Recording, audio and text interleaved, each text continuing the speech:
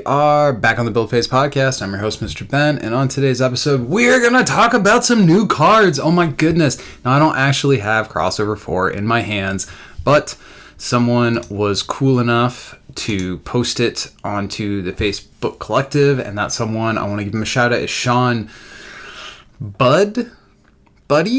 Sean, I'm sorry I don't know how to pronounce your last name, but I really appreciate you putting all of the non-revealed cards on the Facebook Collective page. I'm gonna go through each one of the cards that we didn't get a spoiler article for and talk about it a little bit here. I'm very excited. It's been way too long since we've had actual new Versus cards out in the wild in people's hands, and while they aren't in my hands yet, I can have, like, by proxy, excitement for all the people who have gotten their hands on it so far. But before we get into these card reviews, I want to give a shout out to all of our lovely patrons that are supporting the show and what we do here. Christopher, Roland, Peter, Patrick, Justin, Patrick, Earl, David, Jason, Brad. We also have patrons that support at a lower level that don't get a shout out on every episode. If you like what we're doing and you want to support what we do, patreon.com/thebuildphase. Join the coolest clubhouse in Versus. Okay, let's move on. So there's going to be a lot of battle worlds and terrains in this. Now, I talked on some length at the release of the 2020 crossover set. I guess it came out in early 2021. I'm not crazy about them tucking these additional game modes into crossover. I would like to see crossover sort of stay the same as the first two, where we get a bunch of stuff that sort of fills in gaps on teams that we saw throughout that year's worth of releases. I guess volumes is what they're calling them. But Super Awesome Games disagrees. This is where they want to put the extra game mode stuff. So it is what it is. And I guess we just have to roll with the changes. So let's dive right into the Battle Worlds. Now, for people who don't remember Battle World, because it doesn't come up a whole lot, these are special locations that there is one main character who can take battle worlds and insert them into a non-battle world game of Versus. Generally speaking, the battle world is going to be an alternate game mode where you have your battle world stack, your battle world side pile. You flip these cards over and it affects gameplay in some fashion. I think the rule is until the next main character gets stunned, then you flip over the next one. So let's dive into these. Mutopia, a dream come true. Main characters are friendly. Friendly is a keyword that means they can't attack. That would be super annoying. So you got to have some supporting characters to be able to get this thing out of the way to let your main character and the other main character start doing stuff again.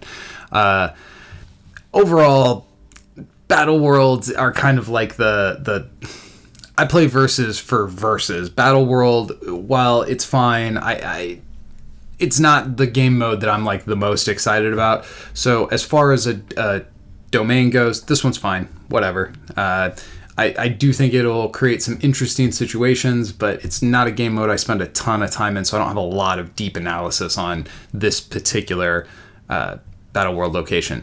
Next up, we have a plot twist. This is Forget. It is a one-of-a-kind card. It's a yellow spell. As an additional cost to play this, like any spell, you have to have a spellcaster of the appropriate color, in this case yellow, and then this is a main phase or any turn combat. Look at the enemy player's hand, choose a card there, and they discard it and each copy of it. So you could play this in combat and nuke whatever plot twist you think is coming. Like if somebody's got in good hands, you got to read that they've got in good hands. Let them, think that they're going to be safe with that card, and then torch it out of their hand right as they need it the most. Overall, I do think we need more spells. I think the spellcaster mechanic is really cool. It ended up being a lot better than I thought it was going to be, but there are those games where you build your deck relying on spells and you just never find them because there are, relatively speaking, very few. So at least getting enough that you could have like a full 4 of each color, I think is a good move. So I'm very happy to see some of these cards show up in the crossover set. This one in particular, it's gonna look good in certain situations, but it's your mileage is gonna vary. With this, it really comes down to what kind of opponent are you facing? Do you know that your opponent has like a one-of-a-kind card? Like, did they just invent and they've got a machine in their hand and that's the key to their deck? Well, then this looks like the best card that's ever existed. Since we're talking about machines, you play this against somebody who's got a whole mess of executive-type sentinels in their hand. This card looks really good. But knowing when to deploy it and knowing what the right card is to be, like if you have a card, a hand, your opponent has a hand of like 7 cards, and you know there's not going to be any bad cards in somebody's deck. If you're playing in a competitive environment, all the cards are good. Which one is the most important one? Which one is worth the cost in the setup? Because let's keep in mind, if you're playing this, you are spending 2 cards plus whatever investment you had to get a yellow spellcaster into play, but you're spending 2 cards to force your opponent to discard 1. Probably. Maybe you'll hit multiple copies of something. In fact, maybe that's a situation you might want to try to... I'm hesitant to say that hitting multiple copies is the peak use case of this. Yes, getting 2 cards with your 2 cards does feel better, but I think where this forget card is actually going to shine is when it's deployed surgically and you don't care that it's a 2-for-1, like the machine example, or if you know the other person is super reliant on some one-of-a-kind character, or Dark Phoenix. Like there's things that you want to be able to knock a critical piece out of your opponent's deck with this, and in order for it to really get the value out of it, it's got to be worth 2 cards. It's got to be worth the yellow and the plot twist itself, plus whatever other setup you have to factor in to get to this. So this has the potential to look really good, but it is a long walk to get to that payoff. Overall, I think this fits pretty nicely with the other yellow spells, so I do think this is a good card. Or a playable card, I should say. It will be as good as your timing at deploying it is. Next up, we have Limbo, another Battle World domain. This is Goblin District. At the start of each player's turn, they put 4 Demon Goblin tokens into their front row. Demon Goblins are Femme Fatale, 0 cost, 1/1/1, and Swarm. So they define everything important about the card. Now, if you own the Femme Fatales expansion, you have the Demon Goblin tokens already, and you could use those. Sure. This is exactly the kind of thing we want to see in Battle Worlds. We want to see just crazy, weird stuff that you don't get anywhere else in Versus. This is kind of the point of this game mode, in my opinion. And this card... yeah, this fits. This is exactly what I want in Battle Worlds. Maybe even a little more. But this kind of, you flip this, or oh my goodness, now we have all this swarm of demons on the board. That feels pretty nice. I still have a hard time ever thinking about Demon Goblins without remembering the days of the original Thanos and suiciding a bunch of Demon Goblins to get him leveled up super fast and Infinity Gauntlet people. So I sort of have PTSD around Demon Goblins. But this seems like a totally playable Battle World. This one seems fun. Okay, now we have our first terrain.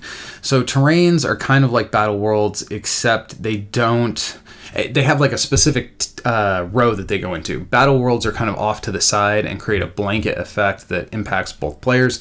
Terrains, now I haven't looked at every single terrain, but generally speaking, they have a narrower zone of impact. So like the dumpster goes into one row and affects just that row, and so on. So these are very similar to Battle Worlds in how they operate, but like narrower.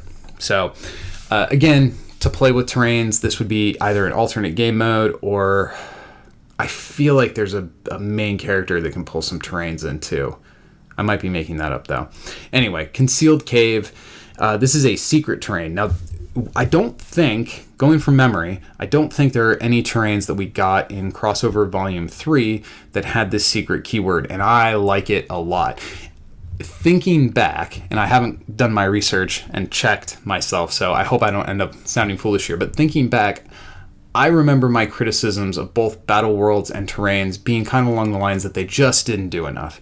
They felt samey, they felt very minor, like piddly changes around the edges. And while I appreciated the idea that they were trying to introduce new game modes, I didn't feel like these really went far enough the first time around. The secret keyword does some heavy lifting to make terrains more interesting, in my opinion. So the secret keyword is place this terrain face down, turn it face up the first time you put a character here. Placement, either of your rows. It affects 2 characters. And Deep Dark Lair. When you put 1 or more face-up characters here, hide them. So the Concealed Cave allows you to put characters into play. And, I mean, I guess it's cool that you can make them hidden. If you have somebody that you really need to keep around that you don't want to fight with, this would be good for that purpose. But most of the time when you're playing a character, you want to be able to attack with them. So in narrow cases where you have somebody like Wyatt Wingfoot that you have no need for that guy to ever enter combat, you just want to keep him alive and hidden in the back row, this is excellent. If it's any other character outside of that narrow band of keep out of combat support characters, guys like Boomerang, these kind of, and actually Boomerang wouldn't be great for this because he's hidden. You need him face up to use his thing. I guess hide doesn't trigger until the end of turn, right? Or does this? No, this is when you put them here, hide them right away. So this isn't they gain invisibility or whatever at the end of turn. Yeah, so I think a lot of the time you're going to have a hard time figuring out how to use this specific terrain, but there are going to be narrow cases where it looks really good. Next up is New Adeline. This is another Battle World domain. Terrigen Crystals, characters have Terrigenesis. So Terrigenesis is a keyword that was originally in the Monsters Unleashed expansion. It, as far as I know, it only appears on Inhuman characters. I don't think there's any examples where it ended up on somebody who isn't an Inhuman, but when the character appears, you exhaust them, and if you do, you put 2+1/+1 counters on them. Now, this is a lot more impactful lower on the curve, because if you play a 1-drop, exhaust it, and put 2+1/+1 counters on it, it's probably the size of a 2-drop, and 2-drops are probably going to be the size of a 3-drop. So this essentially on your early turns allows you to kind of skip up the curve. It's almost like a soft kind of ramp, and there's fragility to it because there's lots of ways to take +1 counters off of characters, and you don't get to attack with them the turn they come into play because you have to exhaust them in order to get the Terrigenesis benefit. So while Terrigenesis as a keyword is something that I have used, like Card Swain, the 3-drop guy, Frank McGee, I think it is, who can stun a main character. There are good cards with Terrigenesis, and overall I think it's a pretty decent keyword, but you kind of need to have it in a deck where you want to build up a lot of +1/+1 counters. By itself, you are sacrificing essentially a whole attack just to get a character that's probably big enough that they could swing up the curve. Is that character even still going to be around next turn to get a swing in with him? Or is your opponent going to play a character that's one up the curve and then trade, and you don't really get that much value out of it other than maybe getting a strike back that you wouldn't have otherwise gotten? So Terrigenesis is one of those keywords where if you build your deck around it and you're focused on what it does, and generally speaking focused on +1 counters, it can certainly have a play. It can look really good. But +2/+2... in the grand scheme of Versus is not that big of a buff, and there are certainly going to be times where having a character who's +2/+2 but doesn't get to attack this turn is going to be worse than a smaller character who you can swing with right away. So again, your mileage may vary on this one. Sturdy Tree. So now we're back to terrains, and this is a forest terrain. Oh, what was the other one? It is also a forest terrain. If I remember correctly, the terrains we got the first time were called urban or city, something like that, and it was all stuff to do like with being in a city. I'm assuming all of the terrains we get in this box are going to be stuff to do with being in a forest, although I haven't looked at all these cards yet. So placement, either of your rows. So this one is going to come up face up. It doesn't have that secret keyword. One character, Old Growth. The character here can't be attacked. Whoa! So do you think this is somebody hiding behind a tree or climbing so high up the tree that nobody can chase him down? So thematically, I'm not totally sure how a sturdy tree prevents someone from being attacked, especially in a game where characters can fly and shoot arrows and stuff, and guns and energy blasts. But mechanically, this is cool. If you can get this terrain into play and you can put... This operates kind of the same way as the cave, but is even better. It gives you the ability to not be attacked, but you don't have to put the character face down into hidden mode. They're still face up, so you could throw those boomerangs, say, and also not get hit back, and maybe you get to throw more boomerangs with boomerang. So as far as terrains go, this one seems pretty decent. Next up, a secluded waterfall. We continue to be in terrains of the forest variety. This one is secret. So again, you play it face down and you turn it face up when you put a character there. You can put it into either of your rows and it only affects one character. Magical properties. At the end of your turn, if there is a ready character here, heal a wound from it, then wound this terrain. This terrain has 2 health. So essentially, this is kind of like the 6-drop photographic Groot, where something gets a wound, but you get to put it on Groot instead. In this case, you get to put it on the secluded waterfall instead. Now, if you can put your main character into this thing, that feels pretty good. I cannot remember if characters have to be recruited into the terrain or if you can put characters that are already in play into the terrain once it shows up. I should have reviewed terrain rules before I got into this, but if you can put your main character in here, then that feels extremely strong. If you can't put your main character in here, then it's deeply situational, because there's a lot of supporting characters that don't even have the multiple wounds to be able to take advantage of this. If I'm a 1-wound character and I get hit, there's no amount of waterfall that's going to help me. I'm dead before I even get the opportunity to use this.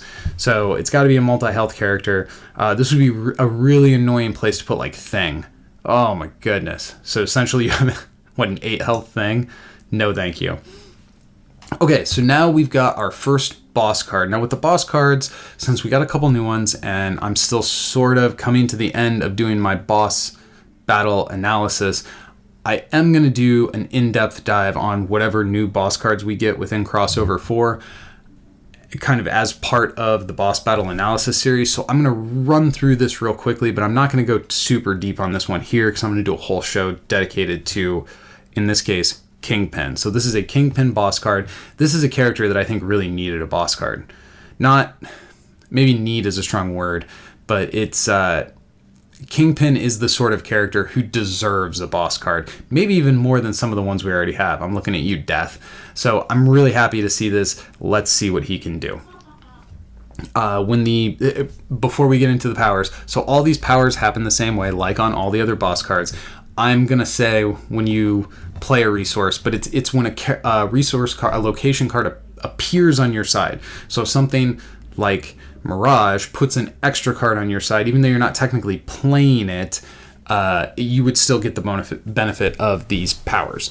So when a blue location appears on your side, you have betrayed my trust. Put a -1 counter on each enemy character. How many enemy characters are there? Are there at least 2 or 3? Or more? The more enemy characters there are, the better this looks. If it's just the main character, and it does say each enemy character, so it's not limited to supporting characters, which is good. But this power is going to be wild variation in how much value you actually get out of playing the blue. Now, you don't pay the blue. You don't flip it face down, because this is a boss card. It's just when it appears, and you can still use that blue for something else. So all of these boss powers, in a way, are kind of like gravy, because you're just getting the cards into your row, and you get this benefit for it. But this one, it's going to be hit or miss. Next up, when a yellow appears on your side, chairman of the board, draw a card. That seems incredibly weak compared to other yellow powers on boss cards. Ultron's is like draw a card and then draw another card for every Ultron in play, or something to that effect. And other bosses have similar stuff where you draw a card, or I think with Carnage, it's then you draw another card for every 5 counters on him. So for Kingpin to just be draw a card feels a little deflating. Green, brute force, put a +1 counter on each character on your side. Sort of the flip side of you have betrayed my trust, and all the same analysis applies. The more characters you have, the better that power is going to look. The fewer characters you have, the worse it's going to look. Red, I am Kingpin. Each enemy player discards a random card. That feels decent, especially considering that it's boss battle, so you're going to be forcing more than one player to discard a card. That feels pretty good. Out of all the powers, that's probably the most impactful one we've seen so far.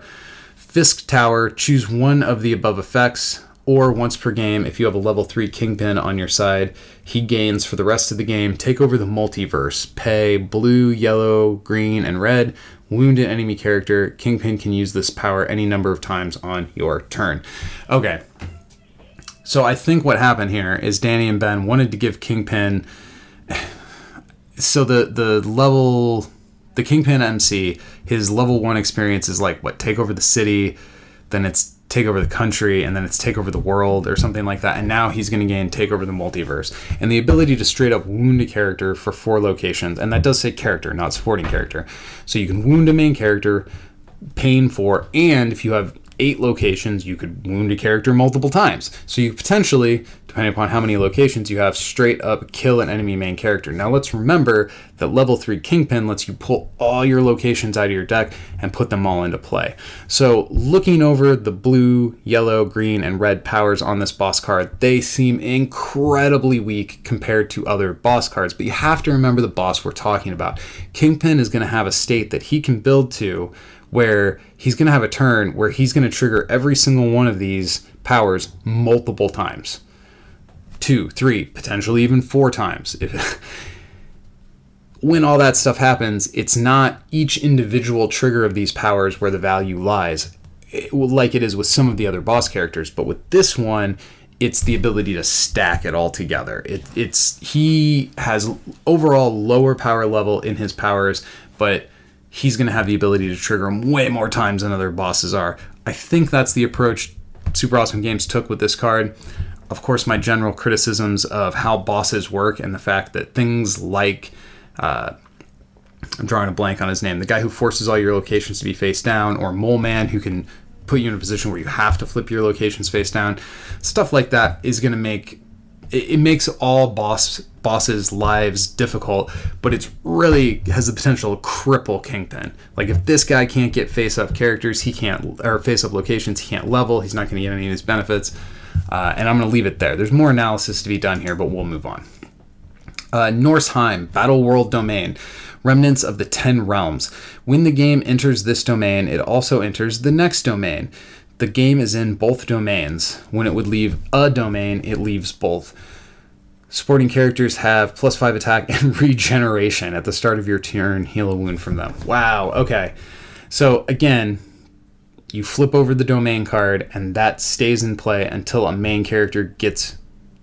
Is it wounded or stunned? I should have checked these rules. I think it's stunned. Then that domain goes away, and you flip over the next one. This one is going to give you 2 domains at the same time. We have no idea what the other domain would be. It could vary wildly, but just for the purposes of analysis of this card, giving all supporting characters +5 attack and regeneration, I'm a little less impressed with the regeneration, but +5 attack is pretty significant. That's going to give you the ability to go up curve 2, potentially even 3 slots. Like +5 attack on a 1-drop, that 1-drop probably can crack 4s. Next up, we have Angry Beasts. This is a forest terrain. Place in the enemy row, and it affects all characters in that row. Wolf it down. At the end of your turn, put 3 -1 counters on the face-up character with the lowest defense in this row. Yeah, that seems pretty crazy. That could potentially just straight up kill some characters, and if it doesn't kill them the first time it triggers, if this goes off more than once, it could kill him the second time. All of that being said, if this is in my back row, I'm just going to put my dudes up front. Like, I'm not going to let these these angry beasts kill my characters. It would be a really weird situation.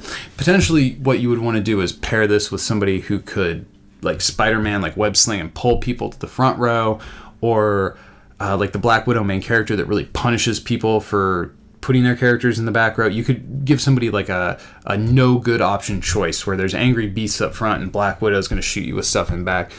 Those are the situations where this maybe looks the best.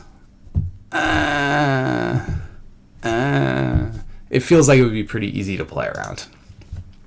Next up, we have a Magneto boss battle card. So starting with the blue, mightiest of all mutants, choose a character on your side. Until your next turn, it gets +0/+4 and an additional +0/+4 while equipped. So potentially you could take a character and give them +8 defense.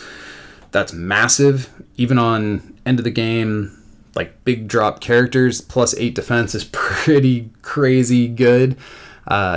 Yellow, test my metal. Oh, jeez. So generally when somebody says test your metal, they're referring to METTLE, and this is METAL. So cool pun, Danny and Ben. Draw a card, then another for each equipped character on your side. That is rough. So the Kingpin one, letting them draw a card full stop, felt kind of weak compared to others. This is... So you get to draw a card, and then if you've invested in enough characters where you have a character plus an equipment, you get to draw another card. And how many equipped characters do you have on your side? Probably not more than 2 or 3 at the most ever. Now, drawing 4 cards just because a yellow location appeared on your side does feel pretty good. But if your opponent knows this is the boss and they know what you're trying to do, they're going to do everything they can to make sure you're not able to let equipment stick on your turn. And you place your location before you do your recruits, which means every turn you put an equipment out or put a dude out that you want to equip. It has to survive for a whole round. Then you can take advantage of the test my metal power. I suspect way more often than not, this is going to be draw a card and nothing else. Next, we have the green power, Homo Superior. Characters on your side are lethal this turn. Heal a wound from each equipped character on your side. Making everybody lethal is worth the price of admission on this particular power. Healing wounds off equipped characters. It's not restricted to supporting characters, so this is a way for you to heal your main character, Magneto, which he could probably use. When you couple that with his ability to give plus 8 defense, like on the first power, plus the Magneto main character that we have also has a bunch of defensive shenanigans. This seems like he may be difficult to kill, and that's coupled with giving everybody lethal, which makes it easier to kill your opponents. So this green power, out of the ones we've seen so far, seems like it's the most impactful for game state. Next up, we have the red power, heavy metal, KO, and enemy equipment. Search your hand, deck, and KO pile for an equipment and reveal it, then play it for free or put it into your hand. Wow, play it for free. So even if your opponent's not playing equipment, I still think this is a decent power. You just plan... You need to be able to plan to take advantage of the equipment search. You got to take advantage of the equipment search. If you're using this to try... I mean, there could be a situation where your opponent has like a nullifier or something. But if you have this power, it'd be really weird for your opponent to be reliant on equipment in that situation, knowing what this boss does. So probably this is red appears, tutor your deck for some kind of equipment, and you'll play around that. Then if he plays either Asteroid M or the Vault, because there's 2 different Magneto main characters, Brotherhood and Villain Team, choose 2 different of the above effects. Wow. So for the wild card location, this one lets you do 2 of them instead of just any one. It's good to be able to do 2 of these things, for sure. I'll dig into that Magneto card later. I'm not sure how I feel about that boss card. Next up, we have Dominate. So this is another green spell. Again, one of a kind. You have to have a green spellcaster, and you have to pay a green. And in any turn combat, you stun an enemy supporting character in the combat. Oh, wow. That's good. There's no denying that that's good. And some of the best spellcasters are green, and some of the best spells are already green. So this is a spell that's going to slot right in. If you used Growth and put 5+1 counters on one of your characters and somebody's swinging in with something annoying like an Iron Fist, stun him out of the combat. Now he can't do anything about those +1 counters, even with his special fun little superpower. This is a good spell. This is a good spell. It's on theme for the green spells, and it's very playable. Whoa, look at this guy. Oh, man. So we have the Beyonder. Wow. So this is a 15 drop. He has flight and range, and he has infinity attack, infinity defense, and infinity health. You compare this to our other 15 drop, and I don't even know what's going on anymore. Okay. One of a kind, creator of Battle World. While the Beyonder is in your hand, during an enemy player's end of turn step, he may pay 2 different power symbols. If he does, discard him and reveal the top card of his creator pile. The game enters that domain. Okay, so you must have to bring a side pile of Battle Worlds. What the rules are that dictate which ones you can or can't choose for that, I have no idea. I just have the card. My guess is it's probably a number. You get 5 Battle Worlds in your creator pile or something like that. He also has Omnipotent. The Beyonder can only appear when he is recruited. And again, he costs 15. At the start of your main phase, choose a keyword or superpower in the Beyonder's power pile, and he gains that power for the rest of the game. Well, in order for there to be a keyword or superpower in the power pile, I have to assume that the power pile consists of supporting characters. Or characters. I guess maybe it could be main characters, but that feels like it'd be weird.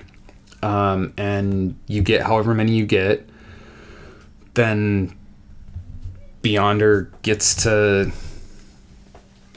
pull them out and gain them. I mean, it seems like a guy with infinity health and infinity attack and defense and flight, notably. You throw him up front, nobody's ever going to be able to kill him. Nobody's ever going to be able to stun him. And he's just going to keep gaining superpowers forever.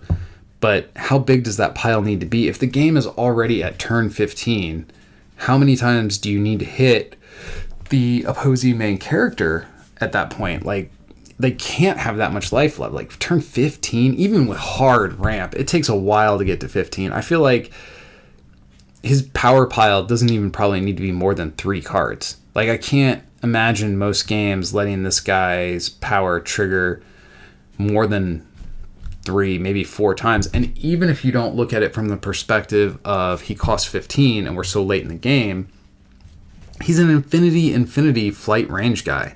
If I don't have sniper or stealth in my deck, all my opponent has to do is put this guy up front and put their main character in the back row. And then maybe I can have a way to turn him face down or something. But you're going to have something other than combat to deal with that. It seems like this card... It seems like it's just designed to create concession.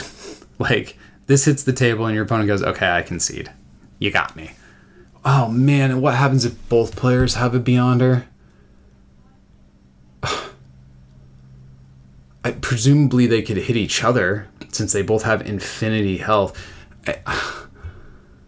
I don't even know how to wrap my head around what Beyonder on Beyonder combat would look like. Because presumably he should be able to stun each other. Like, if I have one and my guy has infinity attack and your guy has infinity defense, I realize that's not like a defined number, but clearly any number we choose to define it as, you could match. Like, we should be able to trade just to get him out of the way. Obviously it's not going to kill him because he has infinity health, but like in terms of getting this dude out of the way so you can maybe attack the opposing main character. Oh man, I don't know what to make of this card. Moving on to Forgotten Artifacts. This is a forest terrain. This is another secret terrain, and it can be placed into either of your rows, and it only affects one character. You gain Ancient Power. The first time a character here needs to pay 1 or more power symbols each turn, they pay 1 less. That's fantastic. Free superpowers is fantastic. That's a big deal. Boulder. Now this is the kind of stuff I want. Do I get to throw this at the enemy? That's what I want to know. Either of your rows, one character. This character has Rock and Roll. Main phase, you pay either a green or a red. This character makes a 5 attack strike against an unprotected enemy character. Then wound this terrain and put it in that character's row. Ha! Ha! And it's got 7 health. Oh, this flavor is great! Okay, so this is silly nonsense, but you can throw the boulder back and forth. It's got 7 health, so it can be thrown 7 times. So assuming that me and my opponent are both on the appropriate colors, we could chuck this boulder back and forth, clipping each other's characters for the whole game, more or less. I like this one a lot. This is the kind of thing I want to see. This is flavorful. This is fun. I mean, is this competitive tournament versus? No, but that's not the point of terrains. I like this one. Hidden Path. Forest terrain, secret, place in your front row. It can affect 2 characters. Sneak attack.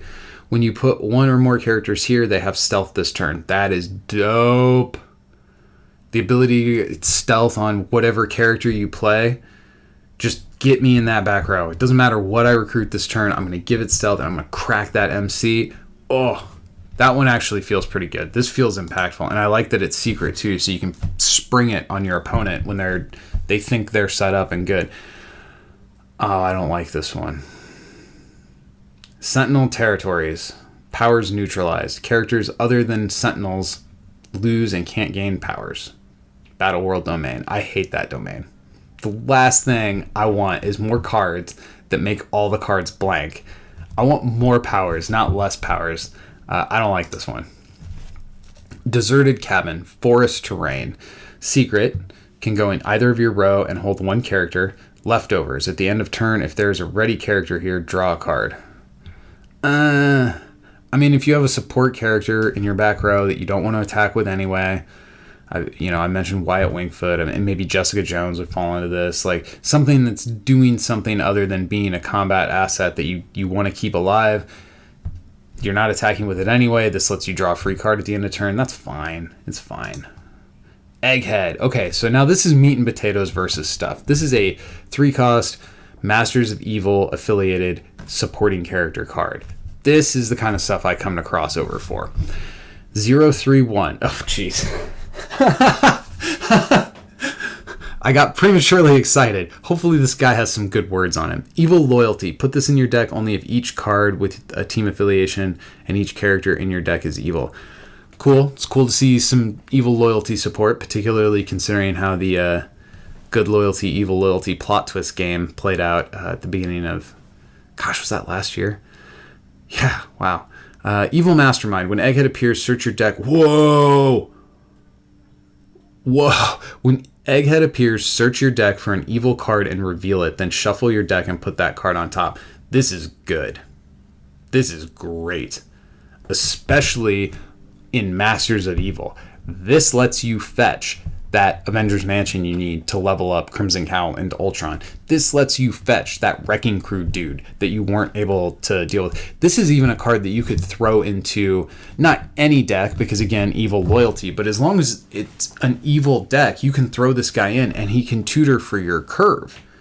You go 4 copies on this guy, and then maybe you can go thinner on your 4s or 5s or whatever, because you know you're going to be able to go find it. Or he can go find those one-of-a-kind cards that you really need in order to get your combo to pull up. This guy is amazing. Wow. Now, 0-3, that sucks pretty bad.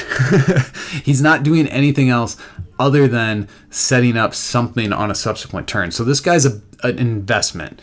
If you're playing him on 3, you're investing your entire turn into getting something punchier on 4, 5, like whatever it is, filling in your curve, finishing off your combo.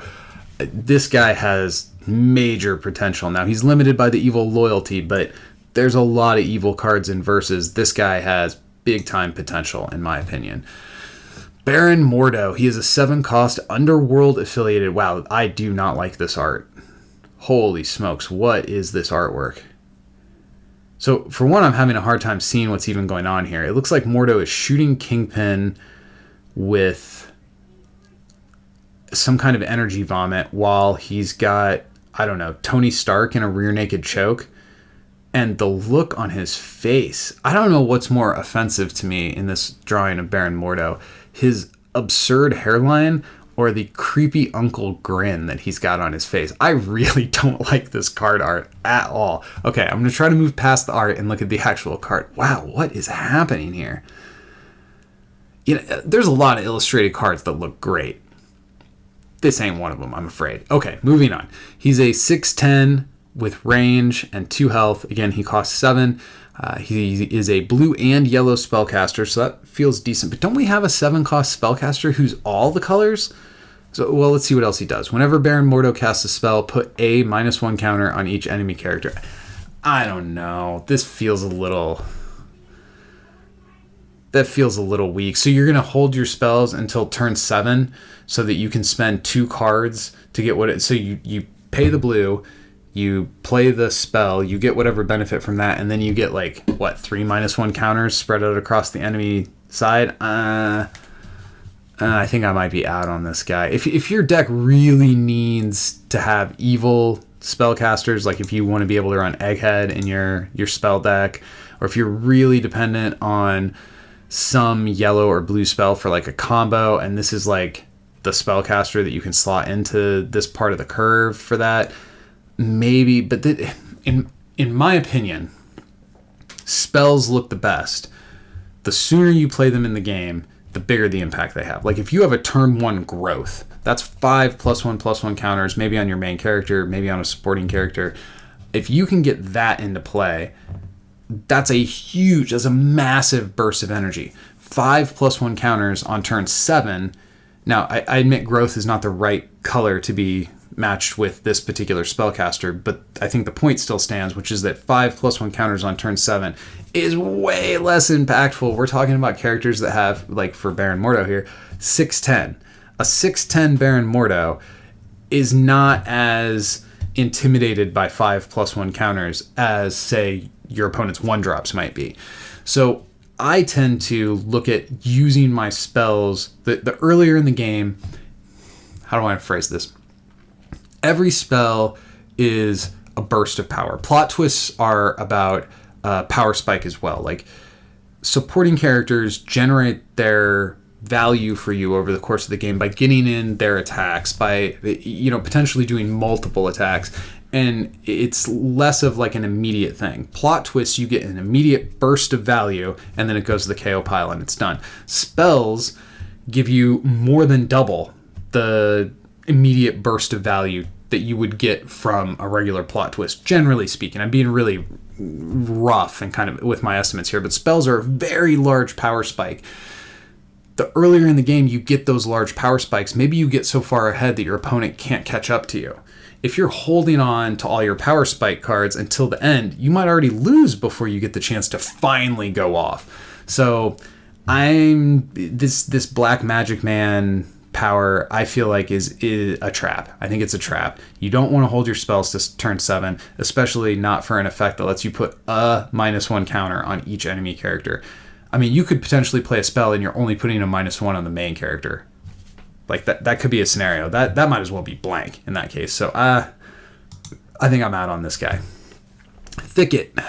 Forest terrain can go into either enemy row, and the power is Briar Patch. You can't have more than 1 character in this row. That would be really annoying. That would be extremely annoying. I like that it's called Briar Patch too. This is fine. This isn't that crazy of a thing, but it would significantly change how the game plays.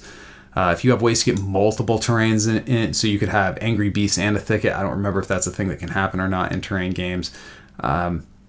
It's fine. It's fine. So that is the last of the cards that Sean posted when he got his copy of Crossover 4. Again, thanks to Sean. And if you want to see pictures of all these, you can find them on the Facebook Collective. That's all I got today. Till next time, go win some games.